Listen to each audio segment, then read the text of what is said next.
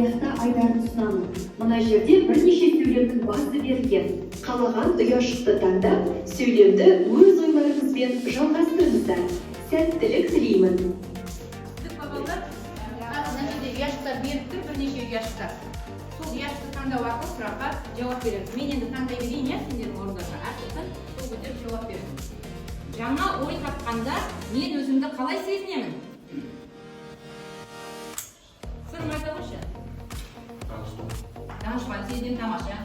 Қазір жаңа ой тапқанда мен өзімді қуанышпен, шаттықта сезінемін. Қуанышпен, шаттықта сезінемін. Жаңа ой тапқанда мен өзімді білімді сезінемін, жақсы.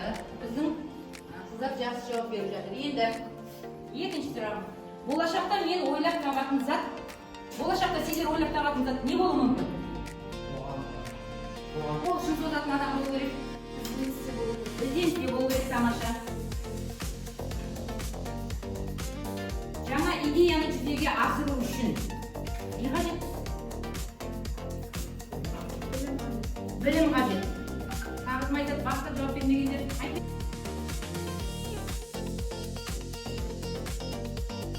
Үш топ бар. Үш топтан топ басқа жауайын, наразылығым бар. Мұнда екі қапой отырып болады. Жарай ма? Ал енді еге берген тапсырмамыз ашар. Біз қазір қандай тақырып өтіп жатырмыз балалар? Үш бұрыштар мен бұрыштардың ауданы. Төрт бұрыш пен үш бұрыштың ауданы. Соның ішінде қандай мақсат біздікі? Қандай мақсат? Үш бұрыштардың ауданын табуға есеп шығарып жатыр. Төрт бұрышты өтті, енді үш бұрышты шығарып жатыр. Ал еге берген есеп, мен мысал есеп берген болатын. Шығарғандарымыз бар ма? Бәрін шығардық па? Былай жасайық. Қасымызда отырған жүргізбенен алмасайық дәптерімізді, бір-бірімізді тексерейік. Мен қазір экранға дұрыс жауабын шығарамын. Сол бойынша кімдікі дұрыс екенін айтамыз. Дұрыс болса мен бір балл беремін. Түсінікті ма? Дайынбыз ба? Жоқ, мен экранға қазір нені шығарайын.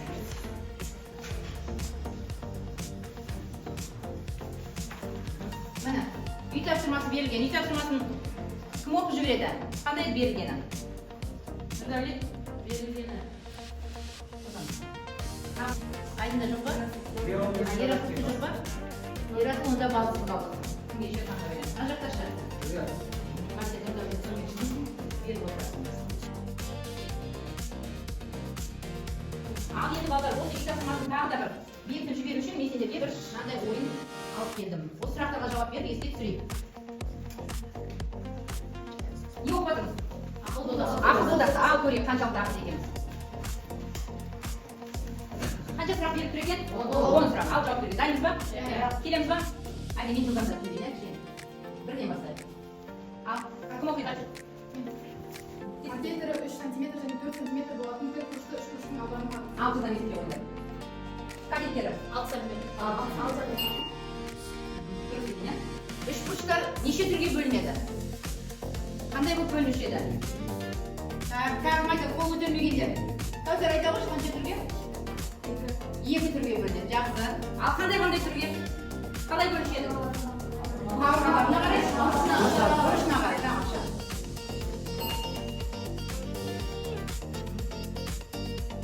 Үш бұрыштың жалпы қанша түрі бар? 6 түрі бар. Кім айтып бере алады? Бұрышына қарай үшке бөлінеді, қабырғасына қарай үшке бөлінеді. Бұрышына қарай сүйір, доғал, тік бұрышлық, ал қабырғасына қарай тең пейілді, тең қабырғалы, әдемі қабырғалы. Тамаша, жақсы.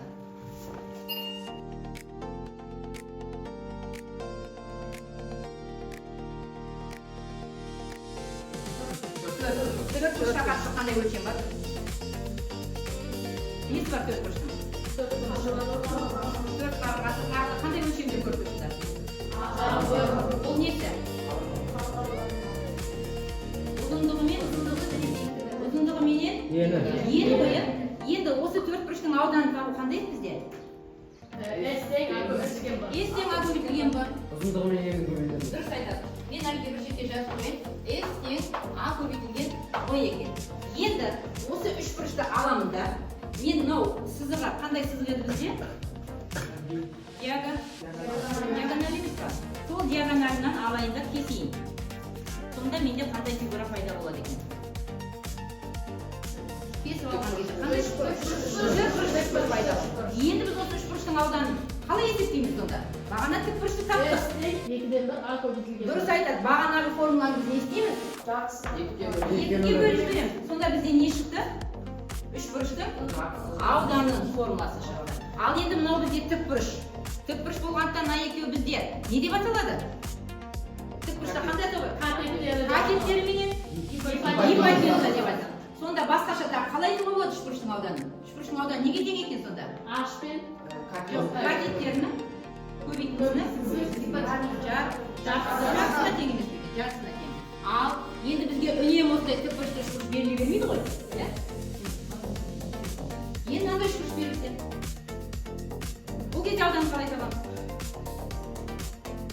Не көріп тұрмыз? Қандай өлшемде көріп тұрмыз? Қабырғасыменен биіктігі көріп тұр, иә? Енді бағана формула, мынау биіктігіміз бағанаға неге тең? Дұрыс айтады. Сонда біз оны AH бөлінген 2. Немесе бұны 2-ден 1 AH деп жазсақ болмайды. Аха, бұл дұрыс. Енді келесі мынандай үшбұрыш берілсеші. Үшбұрыштың несін көріп тұрмыз? Бұрышын көріп тұрмыз. және үш қабырғасы. Ал енді оған байланысты қандай формула бар? Жаңада қайта Герон. Герон бар, тағы да. Жарайды, герон деді. Герон не дейді? Үш қабырғасы қосып, оны екіге бөліп, кішкентай периметр тауып, Жарты периметр. Тағы кішкентай периметр деп айтатынбыз.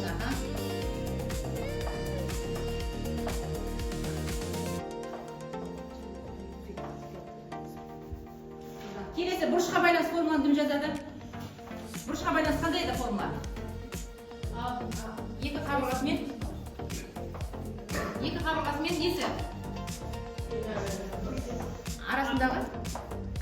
А деп арасындағы бұрышы, иә, синусына тең. Кел жазамыз. 2-ден 1 А синусқа тең.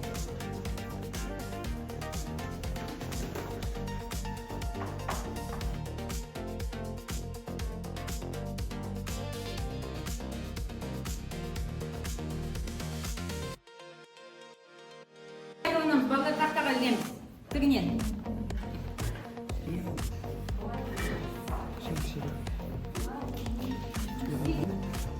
Бәрін қатсаңыз балар. Келесі, мақсатты кімге берейін? Так, Даниял, мынаны қай формаға сәйкес келетін оны берейін.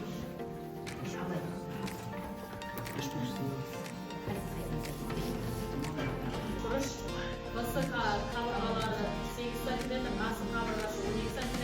Бір шекте тұрған жерге көмейін дейік. С бұрышы 30 градусқа тең. Жауабы. Шешу жолы С-тен Естен. 2-ден 1 көбейтілген А болады. Енді 2-ден 1 деп бұлар көбейтілген биіктік. Орындарына қойып па? Иә. Қанша шықты? Жауап бізде биіктік тең. Басы қабырғаларын екіге бөліп, жауап қарап 8-ге бөліп көп болады. Онда жауап қанша шықты? Ауданын табамыз. С-тен 2-ден 1 А көбейтілген H. Жақсы. Так, келесі топ. Берілгені А тең 13 см, Б тең 4 см, С тең 2 см. Қай формуланы қолдадың, жауап қанша болды? Табу керек. Үшбұрыштың ауданы бар. Бірінші нені тауып алдыңдар? Біз бірінші аудан Аудан тауып нені таптыңдар бірінші? Мына деген не еді? Иә, соны таптық, иә? Одан кейін бар, орнына қоя салды. периметр 20 болды. Аудан табу үшін біз герон формуласын қолдана отырып, Орындарына қойдық. қолдана отырдық. Сосын бізде түбірасы 7.026 шықты. Одан ашын шағында 84 Квадрат түбірден болса 84 квадрат. дұрыс па жатқанымыз? 84 Сантиметр квадрат. сантиметр квадрат, дұрыс айтып сантиметр өлшем бірлігін тастап кеттік. Жарайды, жақсы отырамыз. Өлшем басында қолданбағандықтан біз неге аушы едік? Түбірас. Жақшаға қояйық. Шеш қолдайыз ба? Кел аушы. Берілгені абысы үшбұрыш, басы қабырғасы 18 см-ге, ал абы қабырғасы 16 см-ге тең. Б тең 30 градус, Б бұрышы 30 градусқа тең. Бізге аудан табу. Сызбасы берілген және шешуі біз мынандай формуланы қолдандық. S тең 2-ден 1 көбейтілген А көбейтілген Б Sinus alfa. Және оны орындарына қойып, солайша біз Ең сонда қанша шықты? 72 72 квадрат бірлік шықты. квадрат бірлік шықты. Жақсы, браво. Жақсы, мына тоқта тамаша болды.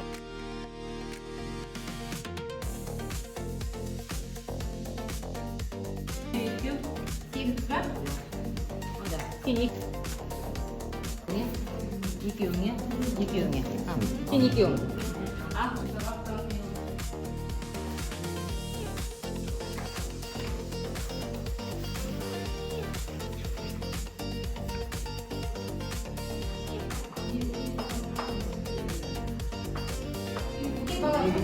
Дұрыс, екіден түбірат екі. Немесе түбірат екі, бөлінген екі. Школ мәні қоямыз. Әпке болды.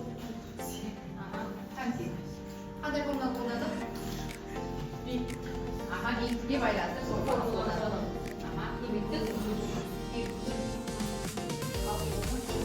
Жақсы. Дегенде кім шығады? Мә есептінде жазып отырамыз балдар. Жүз жұмысымызды дәптерге жазамыз.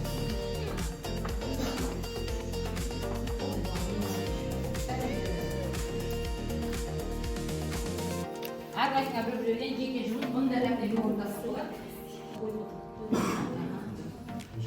Ибрахим қойып отырма балдар. Есек балдар.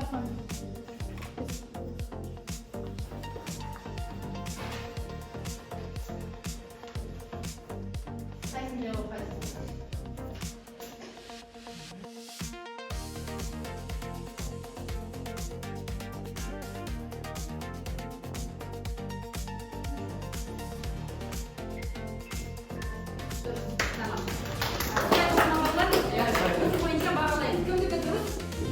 Мына төрт бұрышты қайда қаратады?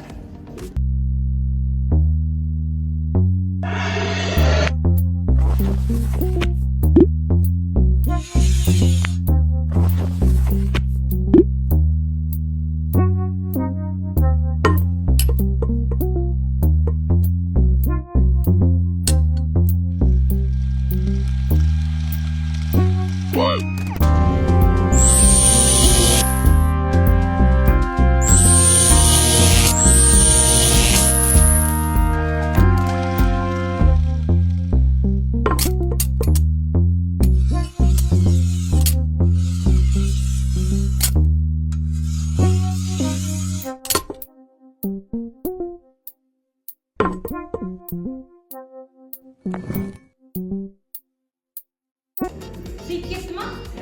Сыйып кетті, иә? Қандай құдірет бар екен бұл жерде? Әлде математикалық есеп пе екен? Соны Бөліктерге бөліп. енді оны үйден ойластырып келіп келесі сұрақта қарастыратын боламыз. Қазір ал енді балалар түсіндік па? Сұрақтарың бар ма? Түсінбедіңдер ма? Мына жұлдызшаны белгілеу арқылы